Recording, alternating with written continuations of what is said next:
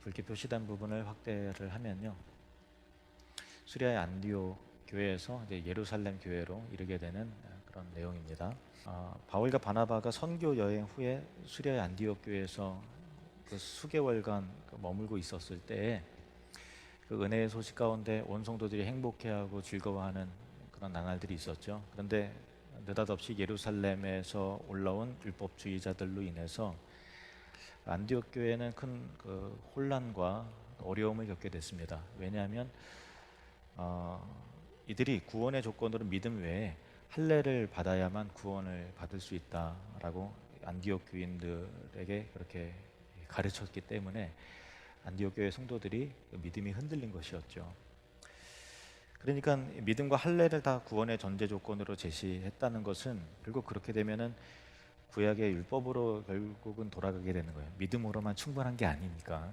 그래서 할례라는 것은 모든 구약의 율법의 대표적인 상징이기 때문에 할례를 행한다는 것은 그 외에 다른 규례들도 다 행해야 되는 것이고, 그러면 결국은 믿음 외에 뭔가 지키고 행해야만 구원을 받게 된다면 예수님의 십자가의 죽으심이 아무것도 아닌 게 되는, 그렇게 되는 것이었습니다. 그래서 이게 참 위험한 거라는 것을 바울과 바나바는 너무나 잘 알고 있었기 때문에 이들과 격렬한 다툼과 논쟁이 안디옥 교회에서 이게 오고 갔어요. 근데 이 안디옥 교회 신자들은 이미 그 믿음이 흔들린 터라 결국 이 문제를 안디옥 교회 대표 몇 사람을 바울과 바나바와 함께 예루살렘에 보내서 사도들과 또 여러 장로들이 그 문제를 결정할 수 있도록 맡기기로 했던 것입니다. 그래서 이방인 할례 문제를 해결하기 위해서 예루살렘 공의회가 기독교 역사 속에 처음 열리게 됐는데 이때가 AD 49년 봄이었습니다. 제가 이제 연대를 계속 말씀을 드리는 이유는 진짜 어렵게 하려고 하는 게 아니라 역사 속에서 기독교가 어떻게 진행됐는지를 알아야만 우리의 믿음이 허상이요 또 그런 것이 아니라 명백하고 확실한 믿음이 되는 거거든요. 그래서 역사적인 부분이기 때문에 연대를 언급을 드립니다. 이 사건은 굉장히 중요한 사건이에요. 왜냐하면 우리 모든 기독교인들 안에 이 복음의 순수성이 어떻게 지켜졌는지, 그리고 이 일을 통해서 모든 기독교인들의 운명이 결정된 일이었기 때문에 오늘 이 내용은 굉장히 중요합니다. 그래서 특별한 적용이 없이 그 사건 그대로를 진술할 때 그 사건이 주는 그 은혜를 통해서 여러분들이 그 복음을 마음에 깊게 좀 담아내시는 은혜가 있기를 바랍니다.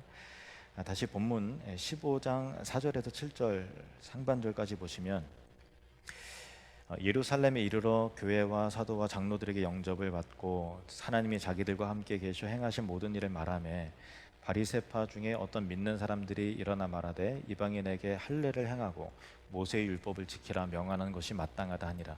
사도와 장로들이 이 일을 의논하러 모여 많은 변론이 있은 후에 베드로가 일어나 말하되, 여기까지입니다.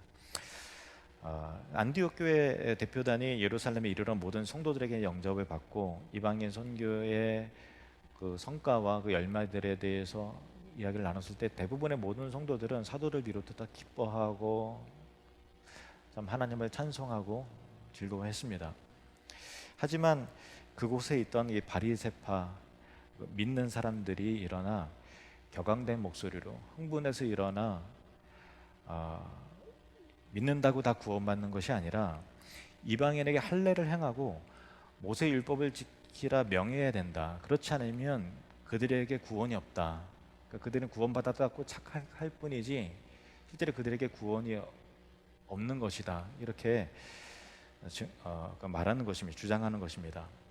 그리고 이 회의에 참석한 사람들 사이에 이 문제로 인해서 많은 논쟁이 지금 오고 가고 있는 그런 상황인 거예요.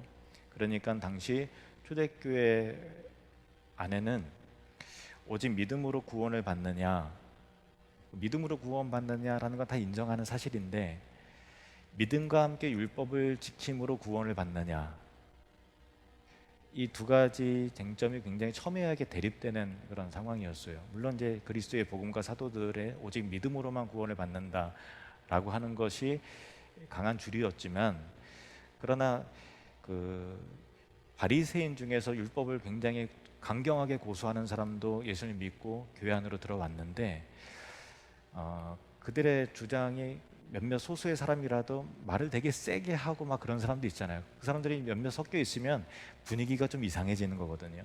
그러니까 그런 지금 형국이었던 거예요. 이 두 가지 견해가 팽배하게 대립이 되는 시기였는데, 그만큼 유대인들에게 있어서는 이 할례와 율법이라고 하는 것은 쉽게 털어버릴 수 없는 뿌리 깊게 내려진 이 구습이었다라는 거예요. 자, 이제 예루살렘 공회가 있기 이제 10년 전으로 거슬러 올라갑니다. 때는 AD 40년 경입니다. 베드로가 그 유대 흩어진 사마리아와 유대 흩어진 여러 교회들을 순방을 하면서 성도들을 회복시키고 또 복음을 전하고 병자들을 치유하면서 어디까지 이르게 됐냐면은 요빠에까지 이르게 됩니다. 그때 이 가이사랴에서 주둔하고 있는 로마 군대의 백부장 고넬료가 사람들을 보내죠. 그래서 고넬료 따라간 베드로가 이제 고넬료와 그와 함께한 가족들에게 복음을 전하고 성령으로 세례를 하나님께서 베풀어 주신 그 사건이 일어나게 되죠. 그 이후 급격하게 이방인을 향한 복음의 문이 그 사건 이후 활짝 열리게 됩니다. 10년 전 일이에요. 이 큰 사건이었는데, 유대인이었던 그 베드로의 입장에서는 이방인의 집에 들어가서 그들과 함께 겸상을 하고 며칠을 묵고 하는 게 절대 쉬운 일이 아니었거든요. 왜냐하면 유대인들이 갖고 있는 율법의 전통성 가운데 배타적인 관습은 정말 내면 깊게 그 정서와 관습에 깊게 뿌리 박혀져 있는 거예요. 그래서 내가 순결하고 거룩해져야 되는데 부정한 것을 접촉하면 내가 부정해진다라는 거예요. 그러니까 나 거룩한 삶을 살아야 되잖아요. 그러니까 부정한 것을 대하면 안 되는 거죠. 그런데 이방인은 부정하다. 그러니까 이방인과 같이 식사를 하면 내가 부정하기 때문에 죄 짓는 거다라고 하는 인식이 굉장히 강했던 거예요. 그래서 베드로 역시도 되게 그게 힘든 일이었어요. 그래서 하나님께서 베드로의 의식을 바꾸기 위해서 요바의 무두장의 집에서 오후에 이제 기도를 하는데 환상을 보여주시죠. 하늘에서 큰 보자기가 내 귀퉁이에 그 줄이 달린 큰 보자기가 내려오고 그 안에 큰 그릇이 있는데 그 안에는 각종 그 부정한 짐승들이 있는 거예요. 네 발 달린 짐승, 기는 그 파충류, 나는 새들. 하늘에서 소리가 나서 베드로에게 이르되 잡아먹으라. 베드로가 주님, 내가 이렇게 부정한 것은 한 번도 먹어본 적도 없고 그럴 생각이 절대 없습니다. 또 음성이 나서 말하기를 하나님이 깨끗하게 하신 것을 내가 속되다 하지 말라. 이 환상이 3번 연거푸 있는 거예요. 그러니까 그만큼 확실한 메시지가 베드로에게 주어졌는데 이게 무슨 의미일까 고민하는데 이방인들이 고넬료가 보낸 이방인들이 찾아오는 거죠. 그래서 성령님께서 베드로에게 말하기를 두려워하지 말고 그들을 따라가라. 그래서 하루 같이 기거한 다음에 밤이 늦었기 때문에 그 이튿날 요바에서 가이사랴로 갑니다. 가서 가보니까 고넬료가 사모하는 마음으로 일가 친척들 다 불러 모아놓고 가족들 다 불러놓고 친한 친구들 다 불러 모아놓고 이미 마음의 준비를 하고 있다가 베드로가 오니까 엎드립니다. 그리고 베드로가 나도 당신과 똑같은 사람이요 하면서 그 사람들에게 복음을 전하죠. 복음을 전하고 아멘으로 그 말씀을 들을 때 성령이 강력하게 그들에게 역사해서 오순절에 성령의 역사가 그들 공동체의 재현이 되는 거예요. 그러니까 베드로가 하나님께서 이방인에게 구원을 베풀어 주시는구나. 하나님께서 이들에게 세례를 주셨다면 성령으로 세례를 주면 내가 물 세례를 못 줄 게 무엇이냐. 그래서 물 세례를 베풀어요. 그리고 고넬료가 간청하면서 며칠 더 우리와 머무소서 하면서 며칠 함께 있습니다. 그리고 나서 예루살렘으로 이제 복귀를 하게 되는데 이 소식이 예루살렘 성도들에게 그대로 전해졌던 것이죠. 근데 이 대다수의 성도들은 다 기뻐하고 즐거워하는데 이 바리새파, 할례파 유대인들, 믿는 자들 가운데 할례파 그리스도인들이 베드로를 엄청 비난하는 거예요. 뭐라 그러냐? 사도행전 11장 1절에서 3절에 유대에 있는 사도들과 형제들이 이방인들도 하나님의 말씀을 받았다 함을 들었더니 베드로가 예루살렘에 올라갔을 때에 할례자들이 비난하여 이르되 내가 무할례자의 집에 들어가 함께 먹었다 하니. 엄청 고생했거든요. 지금 베드로가 유대 전역을 순방하면서 또 각 교회들마다 막 부흥을 일으키고 또 엄청 참 먼 길을 고생하면서 수고하면서 온 베드로에게 수고했다는 말 하지 않고 할례 받지 않은 이방인들과 같이 먹었다는 그 사실로 너는 부정해졌다, 거룩함을 잃어버렸다 그러면서 막 손가락질하면서 비난하는 이들이 있었다라는 거예요. 그래서 베드로가 이 일의 과정에 대해서 차근차근 설명을 합니다. 그리고 이야기들을 들은 모든 성도들이 이방인의 구원이 인위적으로 된 것이 아니라 하나님께서, 성령님께서 그렇게 이끌어 가시고 하나님이 행하신 일이었구나 라는 것에 대해서 수긍을 하는 내용이 나와요. 자, 사도행전 11장 15절부터 보시면 베드로가 이제 증언하는 거예요. 그들 앞에서 내가 말을 시작할 때 성령이 그들에게 임하시기를 처음 우리에게 하신 것과 같이 하는지라. 내가 주의 말씀에 요한은 물로 세례를 베풀었으나 너희는 성령으로 세례를 받으리라 하신 것이 생각나노라. 그런즉 하나님이 우리가 주 예수 그리스도를 믿을 때에 주신 것과 같은 선물을 그들에게도 주셨으니 내가 누구에게 하나님을 능히 맡겠느냐 하더라. 그들이 이 말을 듣고 잠잠하여 하나님께 영광을 돌려 이르되 그러면 하나님께서 이방인에게도 생명 얻는 회개를 주셨도다 하니라. 여기 보면은 바리새파 유대인들이 할례파 유대인이나 바리새파 유대인이나 이제 같은 의미입니다. 바리새파 유대인들이 이방인의 구원에 대하여 결과적으로 인정하고 수긍했다는 거예요. 근데 하지만 이때 그들이 인정한 것은 그래, 이방인도 하나님 백성이 될 수 있어, 또 구원받을 수 있어 라는 것을 인정을 한 거예요. 그런데 거기까지였던 거예요. 그럼 어떤 문제가 있느냐? 그들을 이방인도 구원받을 수 있는 것은 우리가 분명히 인정하지만 그들도 유대인처럼 되기 위해서 할례는 받아야 된다 그거예요. 그리고 할례는 상징적인 거예요. 그와 함께 우리처럼 율법을 다 지켜야 구원받을 수 있다라는 이 믿음 외에 할례를 전제 조건으로 붙이는 거죠. 그렇게 주장을 하는 거예요. 이방인 고넬료 사건이 있은 그 다음 해에 1년 후에 이제 복음이 이방인 그 다음 해에 유대 전역에 복음이 막 전해지다가 어떤 제자들이 수리아의 안디옥 이방 지역까지 이르게 됐는데 그 전에는 흩어져서 복음을 전해도 흩어진 그 유대인들, 디아스포라 유대인들에게만 복음을 전했는데 어떤 사람이 헬라인에게도 복음을 전했는데 그들이 듣더라, 영접하다라는 거예요. 그래서 여러 헬라인들과 또 이방인들에게 복음을 전했는데 많은 무리가 예수님을 믿게 됐어요. 그게 안디옥 지역에 일어난 거예요. 그러니까 가이사랴의 고넬료 가정이 구원을 받은 것은 최초의 사건이긴 합니다. 그거는 이제 이방인 지역이 아니라 유대 지역이었고 여기는 순수 이방인의 땅에 이방인들의 공동체가 이루어진 거죠. 그래서 이 소식이 그 예루살렘까지 전해졌습니다. 그래서 예루살렘의 사도들이 이 일에 가장 적합한 사람을 담임 목회자로 파송을 하는데 언어와 문화가 이방인에 대한 이해가 잘 되고 소통도 잘 되고 인품도 훌륭하고 또 성령이 충만한 바나바를 담임 목회자로 파송을 합니다. 그래서 바나바가 안디옥 교회 담임 목회자가 되어 열심히 사역을 하니까 더 많은 교회가 막 숫자적으로나 또 질적으로 굉장히 부흥하게 된 거예요. 그러니까 본인이 감당할 수 있는 수준에 넘어서자 길리기아의 다소로 찾아가서 사울, 당시에 지금 바울이죠. 바울을 찾아가서 능력 있는 사람이니까 찾아가서 나와 함께 이방인 사역을 같이 합시다 하고 권하고 또 설득해서 데리고 와서 둘이 함께 몇 년 동안 사역을 하니까 큰 부흥이 일어나는 거예요. 그리고 나서 바울과 바나바는 아시다시피 파송을 받아서 1차 선교 여행을 갈라디아 지역에 선교 여행을 갔다 옵니다. 1년 만에서 약 2년 가까이 선교 여행을 갔다 오게 되고 그리고 그 선교 여행의 보고 가운데 안디옥 교회들도 큰 기쁨과 은혜가 넘치는 그 과정 가운데 이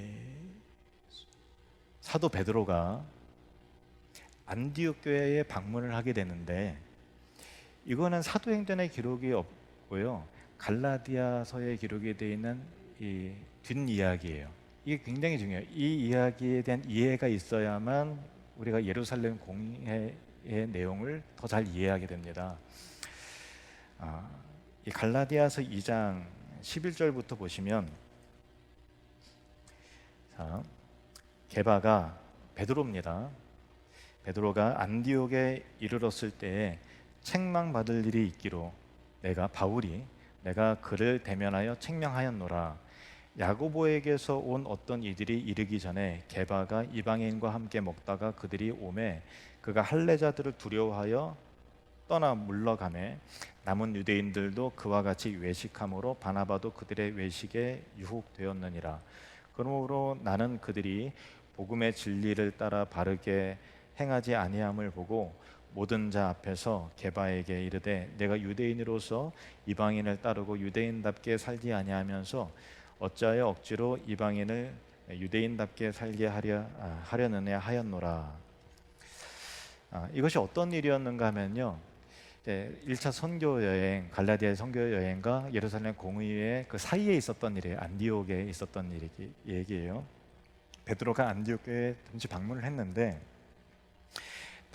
사도 바울이 사도 베드로의 행동에 대해서 정면으로 맞선 적이 있었다라는 거예요. 재밌죠? 그 내용인즉슨 베드로 사도가 안디옥 교회 이방인 성도들과 함께 교제하면서 같이 또 자연스럽게 식탁의 교제를 나누면서 같이 먹고 복음의 내용으로 같이 기뻐하고 즐거워하는 그 현장이에요. 그러니까 그 대사도가 왔으니 안디옥 교회 성도들도 얼마나 뿌듯하고 감사하고 좋았겠어요. 그러니까 그 연애가 잔치집 같았을 거예요. 근데 때마침 예루살렘에서 그 야고보가 보낸 할레파 그리스도인들이 온 거예요. 그러니까 물론 실제로 야고보가 보낸 것이 아니었을 것으로 여겨져요. 뒤에 보면은 그런 내용들이 나오는데, 여하튼 그들은 야고보의 공식적인 이름으로 왔다라고 주장하고 그렇게 말하고 다닌 거예요.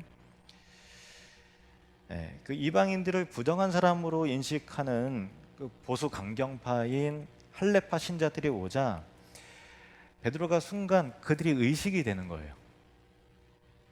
이방인들과 의식해서 이방인들 함께 하는 그 잔치집 간의 연애의 자리에서 식탁에서 슬그머니 일어나서 그들과 동석하지 않았던 것으로 이렇게 했다는 거죠. 슬쩍 일어나서 다른 곳에 앉았다. 그러니까 베드로가 그렇게 하니까 다른 유대인들도 하면서 이렇게 유대인들끼리 따로 앉게 되고 바나바도 하다 보니까 그렇게 이방인과 유대인들이 갈라지게 된 거예요. 베드로가 왜 그랬는가 하면요, 10년 전에 고넬료 사건에서도 이들의 비난과 공격을 받았죠. 한마디로 이들은 율법을 조목조목 따지면서 굉장히 사람을 피곤하게 하는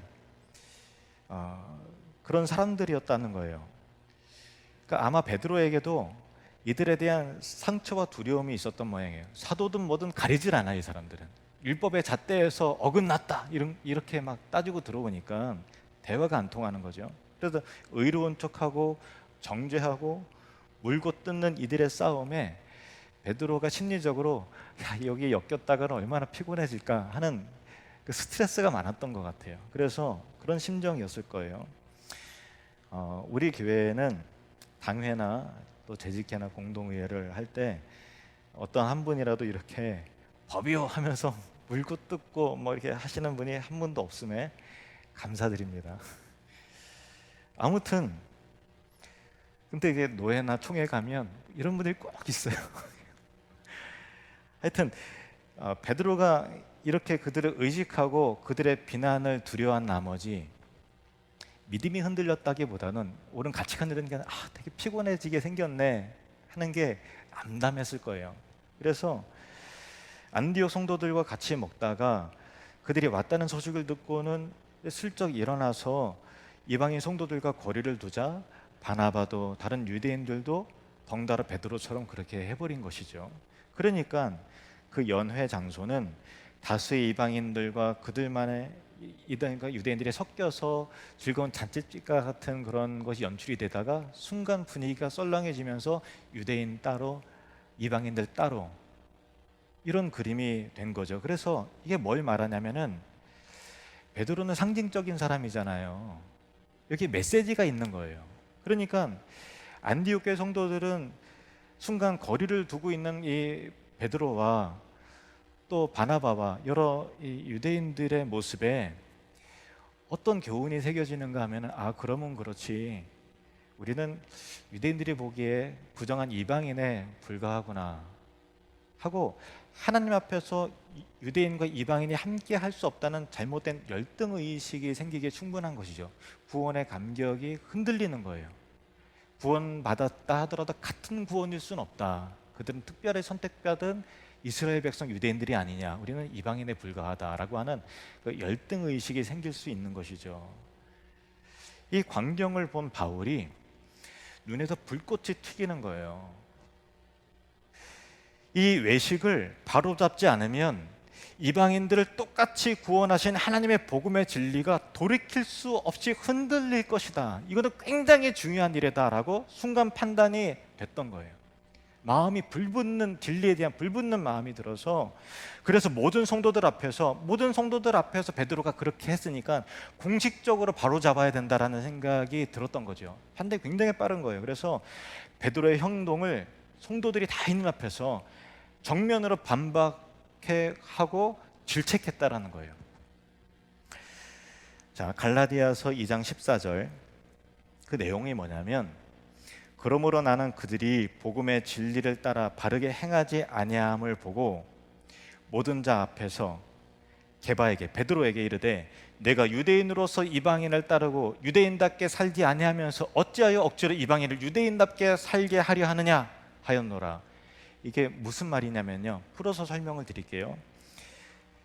이런 뜻입니다. 지금 연회 장소입니다. 안디옥 교회 성도들이 다 보고 있습니다. 베드로 사도요, 당신은 유대인입니다. 그러나 유대인처럼 살지 못합니다. 이방인처럼 살고 있습니다. 그 이유를 알려줄까요? 어떤 유대인도 율법을 온전히 지킬 수 없고 율법에 결국 실패하기 때문인 것입니다. 당신도 자신이 율법에 실패했다는 것을 잘 알고 계실 것입니다. 우리 중 어느 누구도 율법의 요구대로 사는데 결코 성공하지 못했습니다. 그런데 사도 베드로께서는 자기 자신도 지켜내지 못한 율법을 여기 이방인 성도들에게 지키라고 하면서 억지로 유대인처럼 되라고 하시는 것입니다. 이런 내용인 거예요. 그러면서 이어서 바울은 베드로와 모든 성도들에게, 유대인들에게 복음의 핵심을 명쾌하게 진술하는데, 이것도 역시 갈라디아서에 이어서 기록이 되어 있는데 쉬운 성경 번역으로 제가 읽어드리겠습니다. 갈라디아서 2장 15절부터 21절분. 이 가로는요, 제가 이해를 돕게 임의로 집어넣은 내용이에요.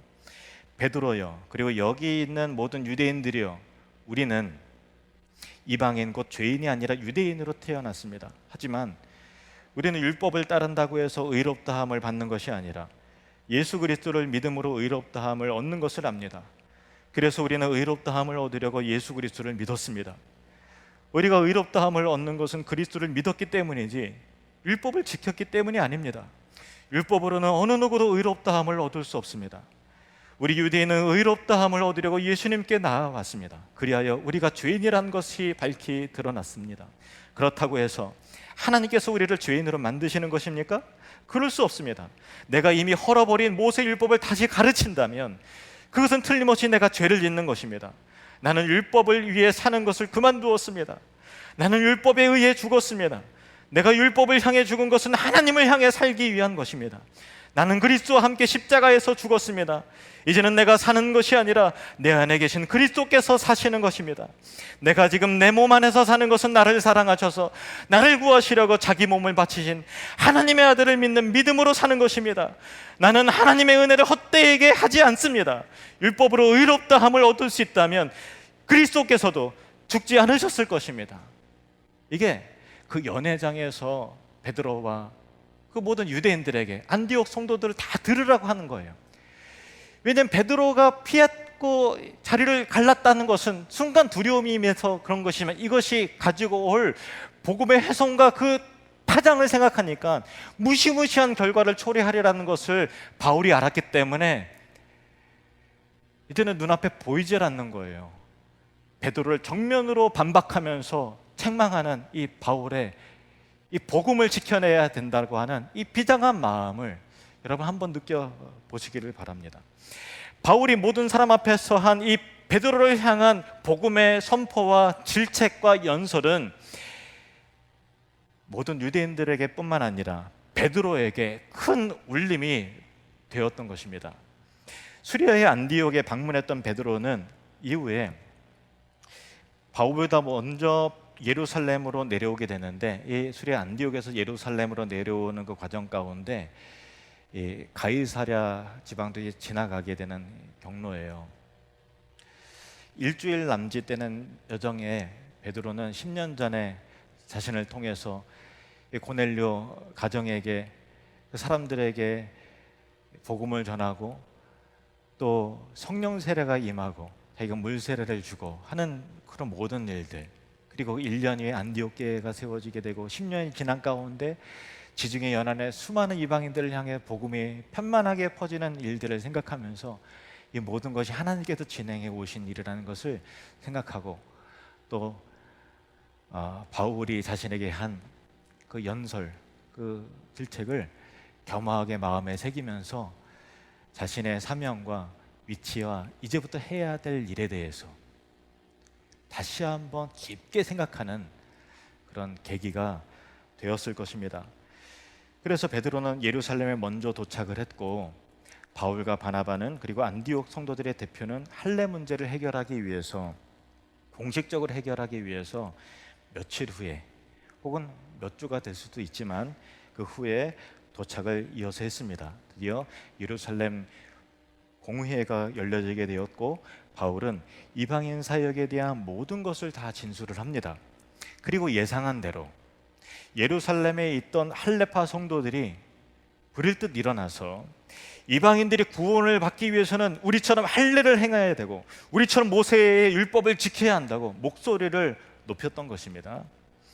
이들도 믿는 사람들이긴 했지만 바리새인의 강경 노선을 어떻게든 계속해서 고수하는 이들이었고, 이것이 경건한 삶, 거룩한 삶이 구원의 조건으로 제시했던 그런 사람들이었습니다. 그 후에 많은 의견과 논쟁이 오고 가는 것 가운데 이제 베드로가 작심했듯이 일어나서 이제 일장 연설을 하는 겁니다. 말하기 시작하는 겁니다.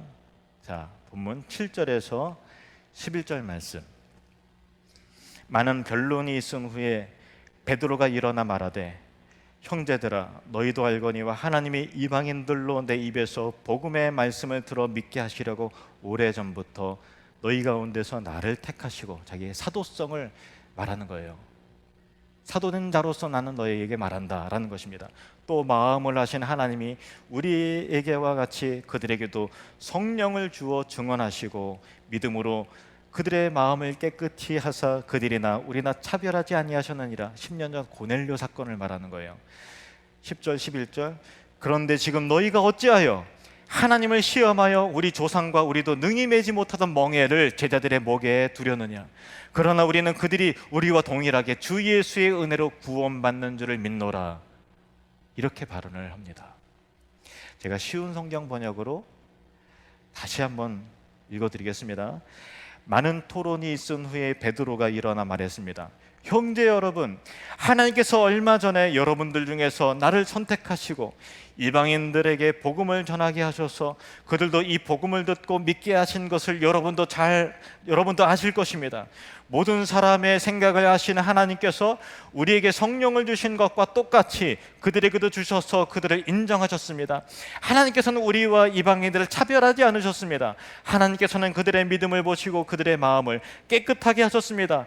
그런데 지금 여러분은 어찌하여 우리 조상들이나 우리나 모두 질 수 없었던 짐을 이방인 신자들에게 지워서 하나님을 시험하려고 하십니까? 우리는 그들과 마찬가지로 주 예수님의 은혜로 구원을 받는다는 사실을 믿습니다. 여기 제일 마지막에 10절과 11절에 내용은 곰곰이 잘 생각해 보면은요, 안디옥 교회에서 바울이 많은 사람 앞에서 이 베드로의 행동을 질책하면서 했던 그 말이었어요. 똑같은 말이 베드로의 입에서 나오는 겁니다. 베드로는 그 자존심 상하는 현장 가운데, 체면이 완전히 다 구겨진 그 상황 가운데서 겸손하게 바울을 통해서 다시 한번 말씀하신 예수 그리스도의 복음을 자기의 심장에 깊게 새겼던 겁니다. 예루살렘 공의의 베드로의 이 복음에 대한 발언을 통해서 오직 믿음으로 오직 은혜로 구원을 주시는 십자가 복음이 다시 한번 공식적으로 힘있게 선포가 되었다라는 것입니다. 베드로 사도도 안디옥 교회에서 잠시 믿는 자 중에 이 강경한 바리새인들로 인해서 그 마음이 흔들린 적이 있었습니다. 그들을 너무 지나치게 의식한 나머지, 두려운 나머지 이방인들 앞에서 외식하는 죄를 지은 적이 있었지요. 그러나 모든 사람 앞에서 바울의 담대한 책망을 겸손히 인정하고 수용한 베드로는 다시 한번 이방인을 향한 복음이 율법주의로 돌아가지 않고 그리스도의 십자가 복음이, 피 묻은 그 복음이 순수하게 지켜지도록 자기의 사도적인 책임을 용기 있게 다했다라는 것입니다. 이게 왜 중요한 일인가 하면은 복음의 진리를 지켜내기 위한 이 바울의 베드로를 향한 용기 있는 질책, 모든 사람 앞에서 완전히 체면을 구긴 베드로였지만 이 바울의 책망을 겸손히 수용하고 예루살렘에서 자신의 책임을 힘있게 감당하지 않았더라면 기독교의 운명은 지금과 달라졌다라는 것입니다.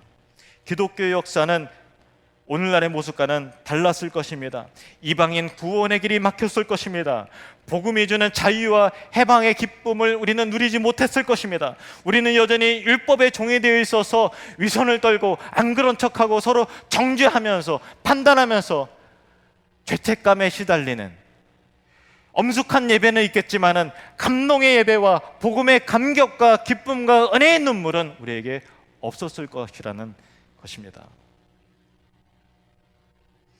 바울의 복음의 진리를 향한 열정과 용기, 베드로의 겸손, 그리고 용기와 책임 있는 선포로 인해 저와 여러분이 복음을 듣고 오늘도 구원의 자유와 기쁨을 누리게 되는 것입니다. 우리가 일주일 살아오면서 많은 죄를 짓지 않습니까? 그러나 예배하면서 우리 마음에 기쁨과 은혜가 있는 이유는 오직 믿음으로, 오직 은혜로 나를 구원하신다라고 하는 아버지 하나님의 사랑을 붙들고 있기 때문입니다.